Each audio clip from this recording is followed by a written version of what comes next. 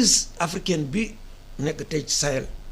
ak ëllëgu Sahel bi ak ëllëgu Afrique ak ëllëgu seen intérêt ñoom. waaw ci loolu ñu bëri dañoo constaté que Sénégal bu mu commencé am gaz. ak pétrole. ak ressources yi. télévision étrangère dañu réajusté wu. ci langue locale yi. commencé def wolof. parce que canal dafa am benn chaîne bu tudd suñu yëf. 216. ay séries wolof lañ ciy diffusé. RFI kazalika. def noonu di def tamit fulful bi ak Mandinka. def Awsa. BBC rajo Chine international Voix de l'Amérique. ñëpp xalaat ni xëy na li ressources yi am. moo tax ñu gën a wax ak nit ñi. pour gën a imposer une communication en interne. te suñu état bi xëy na amuñu stratégie par rapport à ça. mun nañu wax ak population bi directement. loolu mooy li am yi nga li am mbir mi yëpp mbirum koom-koom la mbir mi yëpp mbirum alal la te alal pour nga am ko dafay ñaar mooy xam-xam xel ak doole.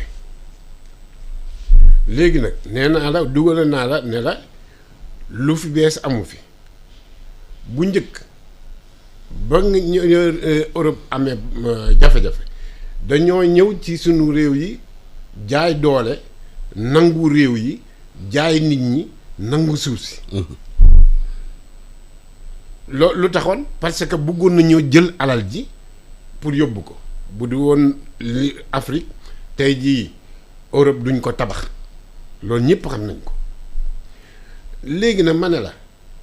dañoo am jafe-jafe yu bees ñoom alal dañu yóbbu woon nag lépp jëfandikoo ko ba mu jeex il faut ñu wuti alal te Afrique moo yor alal ji fi nekk ni loolu koy lu leer la léegi nag yi ci des yëpp ay pexe la yi ci des yëpp ay pexe la nee naa la il faut que ñu dëkkook ñun maanaam su ma waxee dëkkoo bu ñu ko doon faram-fàcce mooy seen entreprise yëpp dana tuxu si. seen borom xam-xam yi danañ ñëw parce que lu ñuy seetu foofu amatul fii lañ koy seetoo donc dañuy dëkk si loolu gis ngeen ko léegi toutes les grandes entreprises bi yëpp ñu ngi fi léegi dañuy ñëw léegi ubbi seen kër toog waaw bu boobaa nag il faut que lépp soppeeku parce que comme ñoom ñu ngi fi dafa am nu ñu war a dundee nañu war a dundee Europe noonu la ñu war a dundee fii mais loolu pour ma am il faut ñu ànd koog ñi fi dëkk pour ñu ànd ak ñoom il faut ñu déggook ñoom jaar leen ci foo xam ni danañu mën a téye ma ne la boo bëggee déggook nit il faut ngay wax ak moom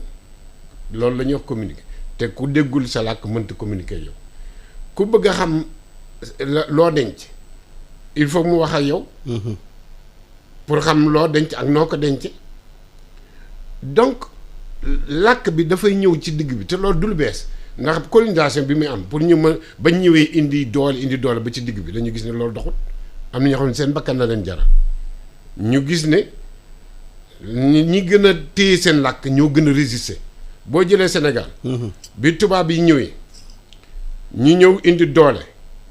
ni mag ñi di rey seen bopp ñuy jeexal ay ñu xam ne lii bu yàggee ñoom dootuñ dese kenn fii ñu daal soppi indi école parce que dañ ne il faut que ñu làkk ñu làkk suñu làkk. pour ñu déggook ñoom. pour ñu xam lu nekk seen xel. ñan ñoo gën a taxaw sëriñi daara yi nga xam ne ñoom ba arab yi ñëwee di indi leen alxuraan imposé wuñ leen langue arabe dañ leen a wax ne xam-xam ji ci seen làkk lañ ko doon jànge li alxuraan ji rëy ci kenn ku ne ci sa wolof wala sa pulaar wala sa nga ko jànge su ko defee bi nga koy def noonu sa làkk bi dafay gën a am doole ba pare da ngay gën a xam sa bopp aussi. looloo tax les plus grands résistants ñi fi gën a xeex jàmmaroog tubaab yi ca daara ji lañ jóge ndax seen làkk bee tax xam nañ seen bopp seen aada rëccu leen léegi nag loolu tubaab yi lu leer lañ ci waxoon booba dañu waxoon ne il faut ñu rey làkk yëpp pour français taxaw ñu mën a moo gën a gaaw ci moo mais comme ni ko doyen waxee ñëpp xam ne français dafa échoué Sénégal. liñ ci bëggoon amul nit ñaa ngi koy bàyyi di ko wan gannaaw wolof baa ngi ak léegi nit ñi seen làkk lañ bëgg a dellu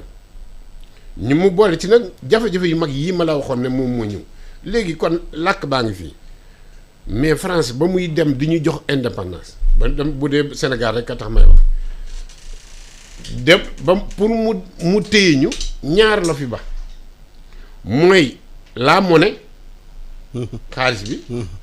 ak la langue imposé ñu ne français ngeen di làkk langue officielle ci ngeen di jiite ci ngeen di doxe ndax dafa bëgg di xam ne ñuy def indi franc CFA muy loo xam ne ñoom ñoo ko tëgg wutal ko seen tur ñaari mbir yooyu ñaari jumtukaay yooyu yàlla da leen niroole dañoo bokk lu bëree bare ba soo jëlee monnaie nga jël xaalis soo jëlee pièce benn pièce monnaie li ñuy wax pièce monnaie maanaam bu weñ bi nga tëgg ko wala même bu këyit gi nga yor ko ñaari côté la am côté bu ne dafa am lu ñu ci def benn côté bi soo ko jëlee par exemple CFA dañ la defal franc bind ci franc dessiné aw jën poisson marteau franc boobu histoire Europe yépp a ngi ci biir moo boobu boo jëlee franc ay peuple la ñu woon nga xam ne dañ doon wër ci biir Europe di jaay ñoo dàqoon a commerce moo tax moo franc boobu ci monnaie yu bëri état européen yi réew européen yi bëree ko yor peuple boobu mu nga xam ne moom moo sos Europe moom la ñu tuddee xaalis bi nga xam ne boo nee franc rek ma ngay dellu ci seen i maam dellu ci seen aada ba ca des ñu def ci li nga xam ne njarte mi maanaam li nga xam ne mooy valeur économique bi mais jëlal langue soo jëlee aw làkk même chose la ko yàlla bindee dafa am lu ñuy wax symbole parce que tout de suite bi mu waxee rek li mu wax bañ ne rajo France day indi pulaar indi kii pulaar yi day jóg ne loolu lu rafet la parce que réflexe identitaire la dafa am lu muy symboliser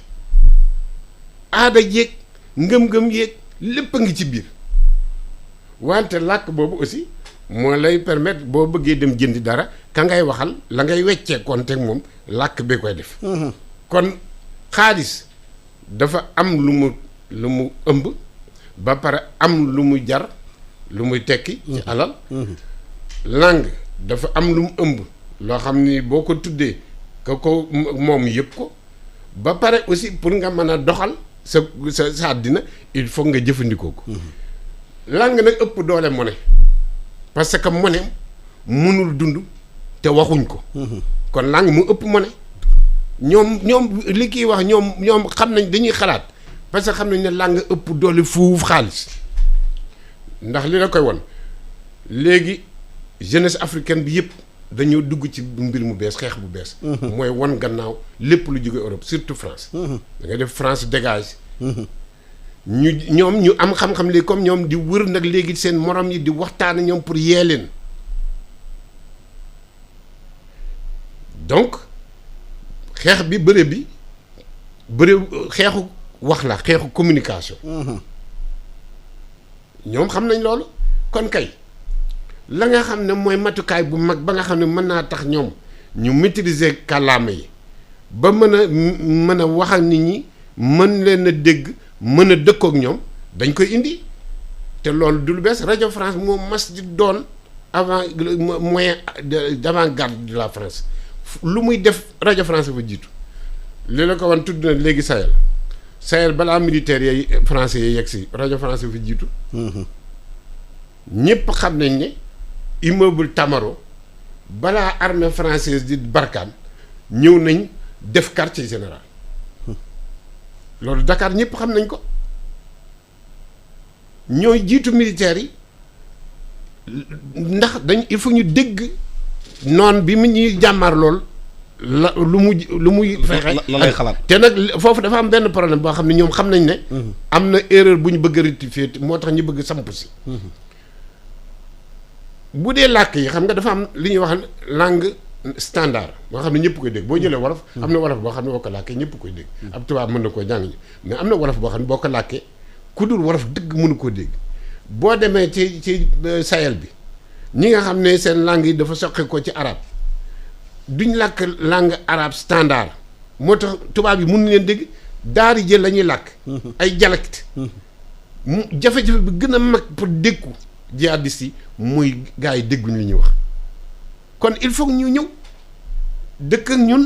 di def émission nga ñëw defe ne yow sa làkk mi ngi ki fekk ñoom ci loolu bu sa làkk di màgg itam ndax ñu ngi koy jëfandikoo ñoom ñi ngi jot sa culture di jot sa aada di xam say pexe di xam nooy dundi di xam lu tax Afrique coronavirus ñëw fi di rey par 10 ak par 15 alors que fee muy rey par 5000 par 4000 par jour il faut ñu ñëw. loolu. mais est-ce que loolu nguur yi nekk fii ci Afrique comprendre dañuy stratégie boobu est-ce que ñoom am na lu ñu tëral ñoom tamit seen biir pour contrecarrer stratégie boobu nga xamante dafa weesu mbirum lang rek parce que économie lay jël communication réew mi lay jël te day pousser entreprise étrangère yi bu ñuy toog fii gën a di am doole. xam nga Alassane nañu waxante dëgg rek. xam nga Afrique mosu am indépendance. ñun nag moomuñu suñu bopp. soo gisee tubaab yi mën a def ay pexe di ko indi fii di ko wéyal c'est que ñun defuñu effort amuñ prospection. amul prospective. ñun amuñ prospection amuñ prospective. li nga wax tuuti ci jël benn rek ñun suñu skyline horizon yëpp kañ lay élection di am. surtout en Afrique loolu rek la Afrique ay élection ay caaxaan rek. amul stratégie mais amuñ ko dañ ko wax te dee amuñ ko ñoom dañ leen jiital soo seetee sax ni ñuy falee suñu njiiti ju ci gën a bari. waxuñu ñëpp mais tubaab bi ñoo ci def seen loxo xam ngeen ko yàlla xam na ko ñëpp xam nañ ko. léegi nag àddina bi Mbacke yaa ngi wax na ko àddina intérêt la. Afrique bi yëpp xaalis ak koom-koom la waaye soo jaaree ci làkk nga jaar ci jumtukaay bu gën a dëgër. ndax langue jumtukaayu. domination gis àddina mais jumtukaay tabax àddina la. moyen de domination la aussi. moom rek mooy moyen de domination. ku maîtriser sa lakk. ngeen xaritoo. koo maîtriser lakkam nga niroog moom. ñun ñi Afrique léegi sax li ñu may chance mooy population bi jotuloon ñoom ñëpp dugg ci français bi wala anglais bi. ñoom ñoo def résistance bi par la grâce de Dieu. làkk yi des di law. sinon assimilation la ñu waroon nekk. te li am léegi il est vrai que comme noonu nañ ci wax nañ ko wax ci tubaab à quel chose malheur est bon. loo gis rek am na lu ci baax. parce que léegi informé ci langue africaine yi ci ay affaires géopolitique dina élever sax ay niveau de réflexion des populations. kooku moom c'est une enquête que j'ai faite personnellement population noonu lañ koy gisee. depuis le Manding depuis le Hausa. yàgg nañ ko def kii Swahili bi ak yooyu. waaye les stratégies de retour de la domination. ou d'implantation fii ci biir Afrique. mooy lii. waaye ana ñun. waaw loolu mooy problème parce que li nga wax léegi. loolu moo féete fii moo gën a jege mooy pétrole baa ngi ñëw ak yeneen ak yeneen man maa ngi sastax ci lu di gën a am doole loolu. ñoom li ñu bëgg mooy xam nga Mbacke Diagne wax na léegi lu am solo xam nga ñoom ñu si gën a bari amatuñ matière première. te ñoom yëpp tout seen dëkk yëpp courant la matière première avion yi portable. matière première yooyu yëpp mu ngi Afrique. te xam ko loolu fas suñu yéene ba ko. suñu defee suñu lalee benn pexe. su baaxatul rek ñu wëlbati. lalaat beneen. mais man nag du ma leen blâmer. parce que intérêt seen intérêt les états intérêt la ñu am. waaw moo tax ñu laaj ci Afrique. Sénégal lan mooy stratégie am par rapport à ça mais amul c'est ça man de yëguma ko lii moo dal Afrique toujours. consommateur ñoom dañuy consommer toujours nit yi dañuy def fexeel ko ba pare teg leen ko ñu soog a réagir ñu ne lii de xamuñu ne fii la jëm. loolu gënul ci ñun te loolu moo am parce que fi mu nekk nii est-ce que bi RFI commencé def émission Manding ça fait 3 ans. Manding Camp. ba ma ko la commencé. dans la zone mu commencé préparer Fulfulde mooy pulaar. ñu ngi ko lancé seulement le 14 décembre. ñu def fi conférence de presse bu am solo. le 14 janvier keroog. keroog c'est même Marie-Christine Saragosse le PDG. France Média Monde. France Média Monde. ñëw nañu fi. non mu ngi toog Paris mais réunion virtuelle la. virtuelle dafa alors wax nañ si seen mébét ak yëpp mais nañ ko waxee ak li ngay wax est-ce que am na lu lalu ci suuf dañuy wax di nalawal du feeñ mais nag kenn mënu leen wax ne doo leen uuti seen intérêt avant doole lañ doon def doole lañu jotee Afrique soo seetloo même suñu frontières yi léegi ñoom ñoo ko tracé du frontière africain c'est pas nous ñun on avait l'empire du Mali on avait d'autres empires d'autres ensembles kon léegi ñu ngi ci beneen stratégie léegi bi nga xam ne fii la ñuy gën a jaar di jege africain yi te nag nee naa la nit koo lakk-lakkam su amul gëstu bu xóot nga jege ko soo ko jegee mu nooy mais ñun gis nañ fii on était volontaire de la paix américain yi oui depuis quand depuis les indépendances corps de la paix américaine ci la stratégie bi la bokk oui mais c'est une stratégie globale c'est-à-dire ñun ñoo néewal suñu làkk ak suñu culture ak suñu renaissance mais ñi la ñi nga xam ne xam nañ ne làkk bi mooy nit ki làkk mooy nit mais soo téye làkk ni nga téye ko lu tax ñun africains yi duñu xalaat loolu ñu commencé fagaru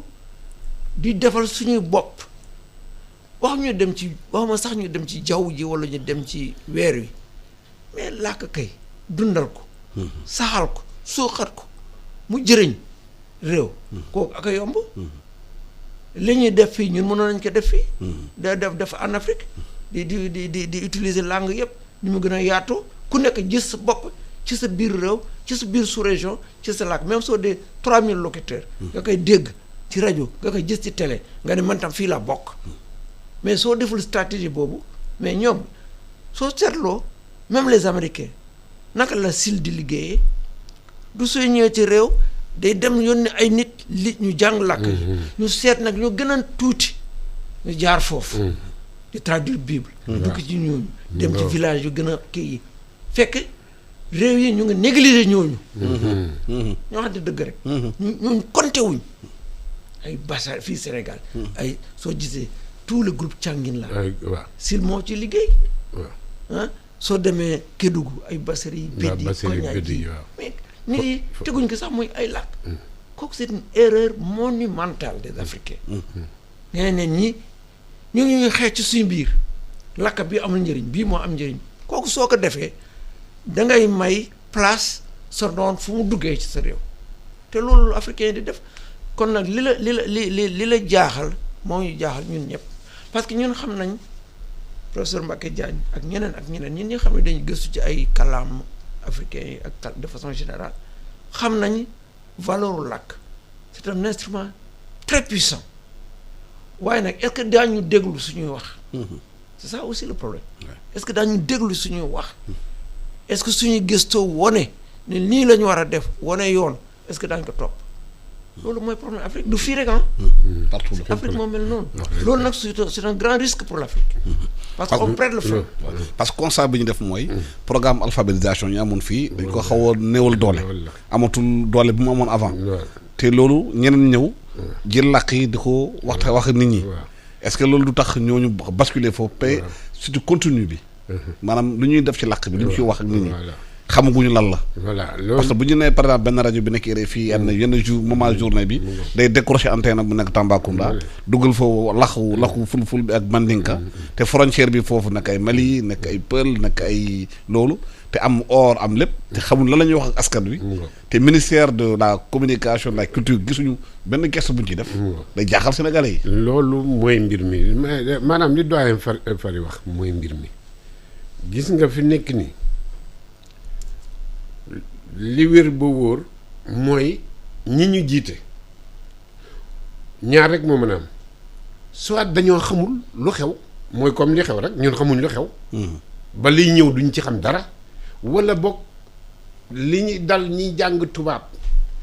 jàng école française ba yàlla may leen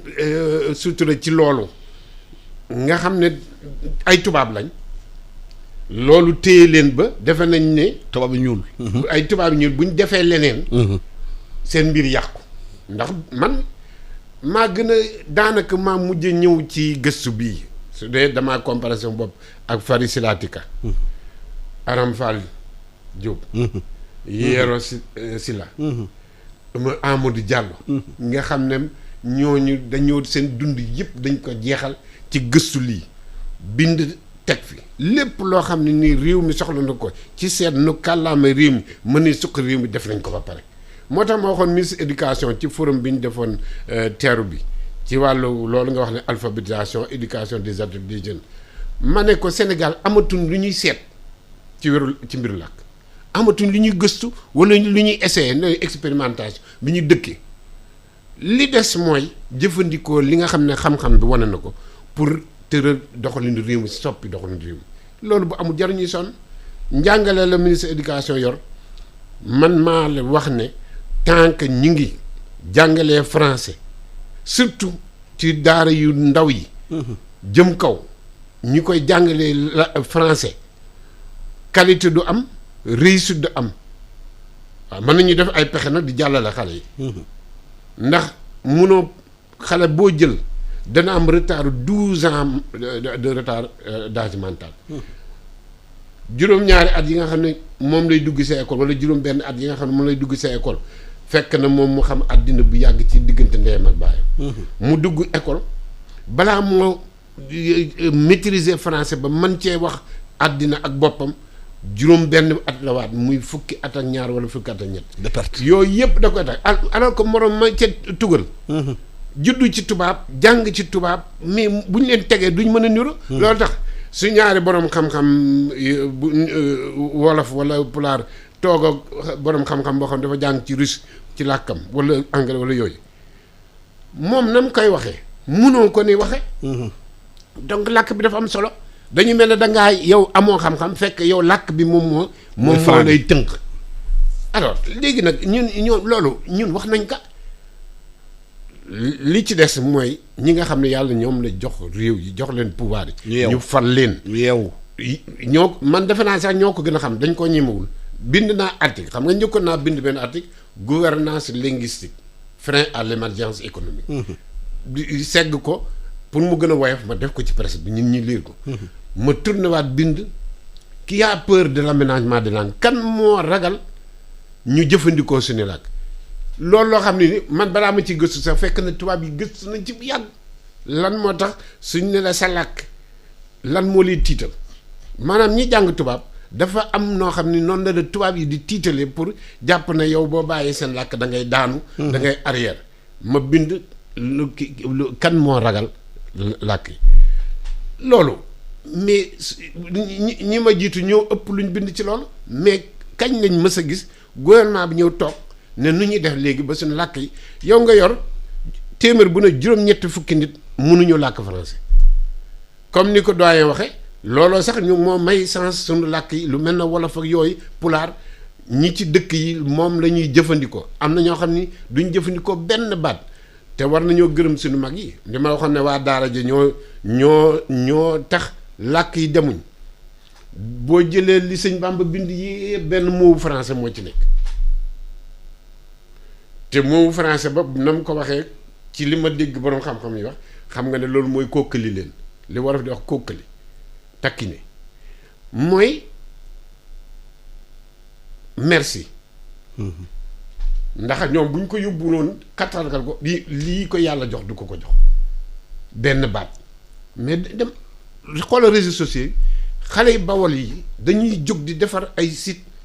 wolof léegi dañuy weccante léegi du affaire linguistique kese maa ngi ci dugg ci site yu bëri dañuy laaj ban bii baat fu mu jógee ak nu ñu ko mën a dégg wala nangam nu ñu ko mën a waxee ci wolof te loolu kenn mënu ci ñaar dërëm wolof moom ak pulaar ak buy fi nekk nii lu ñuy gën a dem nit ñi loolu la ñuy dellu kenn mënu ci dara parce que loolu c'est la force de la nature yàlla moo ko def léegi nag lii problème bi kay mooy ñiy jiitu réew mi ak ñi nga xam ne dañoo jàngee tubaab nga xam ne minorité ñoom la yàlla di jiite parce que kàllaama bi boo tax ñooñu ñoo taxaw foo xam ni mënuñoo dem dama ci bëgg a yokkale parce que xam naa ne affaire yi kenn mënu koo jeexal waaw temps bi kenn mënu koo jeexal njàng mi du dox wala boog du dox na mu war a doxee ay kiimaan la ñuy jàng di ci réussir rek loolu kiimaan la économie du dox parce que ñay def économie mooy nit ñi ci àll yi ak gox gaxaan yi baykat yi nappkat yi léegi déggoowuñu ak ñuy jiite kon économie du dox te ñun ni ñuy xalaate mooy xalaati tubaab yi parce que langue boo gis dafa ànd ak aada loolu Christian Pirenne wax toute langue est langue culture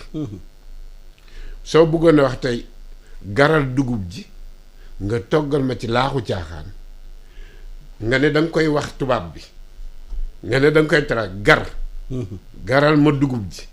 wala nga bëgg a tàqale wóor sunguf ak sànqal ban baatu français moo mën a wax loolu amul tubaab yi nag xam nañ nag il faut ñu xam pourquoi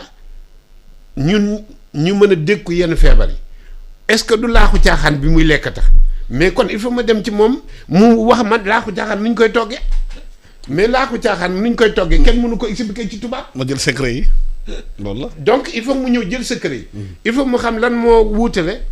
sunguf sànqal ak wóor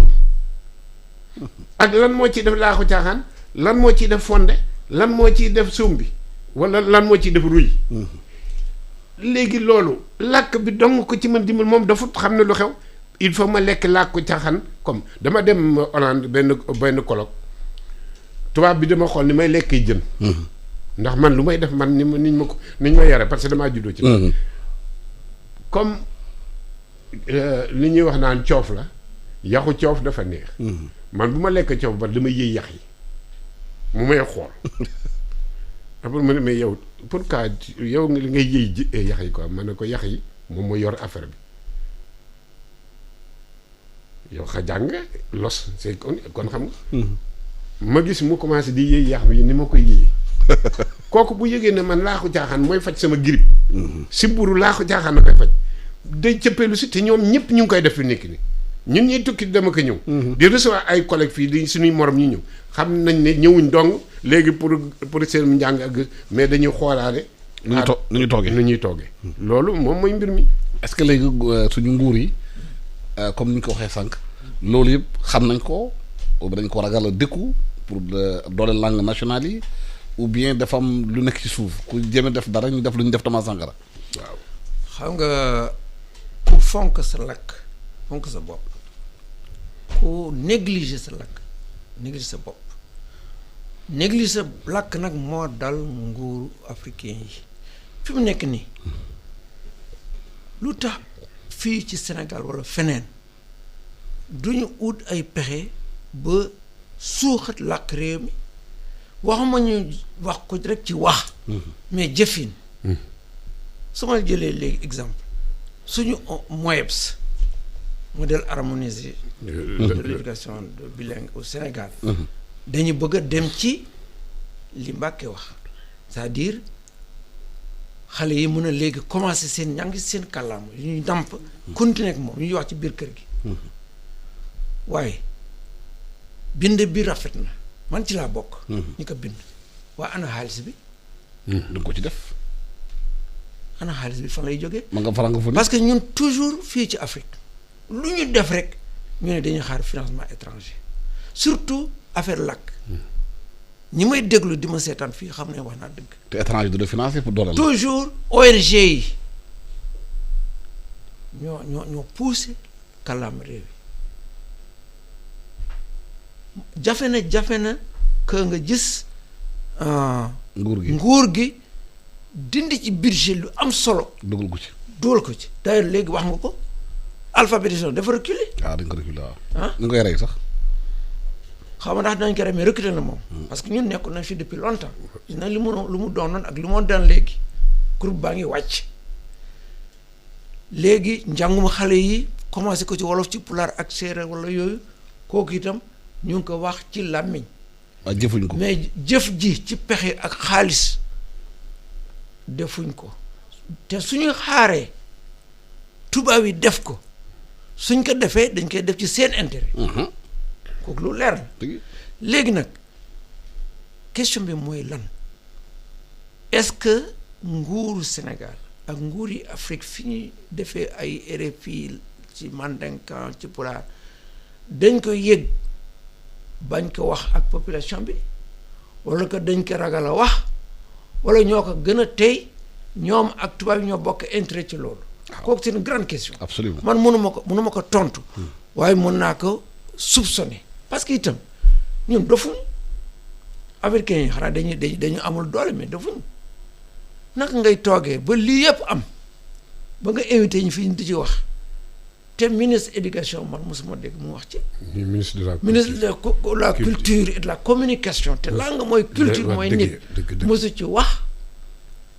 mais léegi Farika ak Macky Dia ñoo ci wax. ñoom rek te ñun wax nañ ko. wax nañ ko depuis 1900. bind ko kay. bind ko depuis 1975 ba léegi. te wóor na la yow doo dem France am fa rajo ba fay lakk national. kenn du la ko may kenn du la mais France da nga fa ñëw mën a am sax 1 mètre carré foo taxaw. kooku mënul nekk donc ñun ñoo war a seetal suñu bopp moo tax ma ne je ne blâme pas les Européens parce que nit day am intérêt. xam intérêt ñoom am nañ intérêt xam nañ seen intérêt am nañ seen fula ak seen fa ñu ngi ñu bëgg a noot ci lu bëri ci ñun ñoo koy nangu tant que africains yi defuñ li ñuy def nii. jàkkaarloo. au lieu nga war a boy taabal bi di xool say tubaab ay say indien ak say chinois ngeen jàkkaarloo seet lu leen jëriñ yéen Afrique d'abord ngeen ànd ci benn baat wala muñ ci déggoo ñun soo moytul daañuy yàgg ci njaam ba léegi. ma tëb ci loolu rek. temps bi jot na rapidement parce que loolu dama ci tëb journal bi la ñëw xaalis bi. mbiru xaalis bi. moom mooy problème bi gën a mag. mooy ñun suñu réew yi duñu génne xaalis ci seen gafaka bopp teg ko pour suñu làkk yi jëm kanam. pour ñu jëfandikoo làkk yi. beneen mbir am na ci aussi nee naa la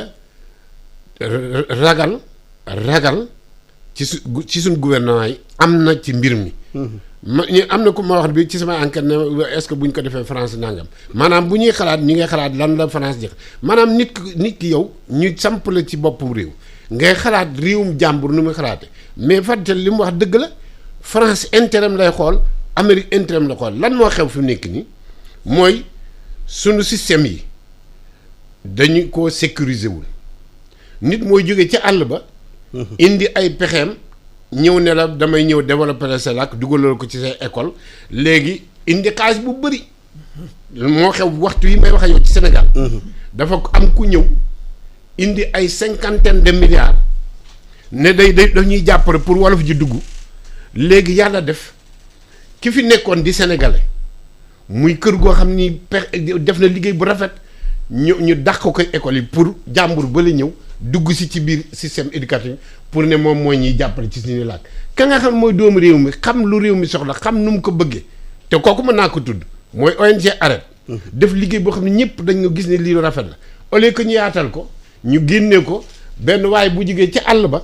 pour bañ a tudd turam indi milliards yu dul jeex ñu daal di koy jox école yi mu ne moom mooy xam nga ne kooku ku leen ne dafa indi ay milliards am pour jàppale salak am na leneen lu muy wut loo xam ni bu ëllëgee dina la. waaw temps bi joxoon nag jeex na maa ngi jégal bu baax ci auditeurs yi parce que xaabaabal nañu tuuti parce que li ñuy wax dafa am importance ci langue nationale yi moom mooy objet de libération parce que soo maîtriser sa langue nationale keneen ñëw bitim réew imposer la ko boobu moytul mu suruxal sa réew loolu nag mooy nar a xew fii RFI ak yooyu yëpp gëmuñu Sénégal seen bopp la ñu gëm leen da gërëm di leen sant di leen ñaanal yéen doog jàmm di gërëm Fary Silaka di gërëm tamit Mbacké Diagne Baba Ndiaye maa ngi jégalu ci heure yi mu jël merci de suivre iRadio la première radio vision du Sénégal jërë ngeen jëf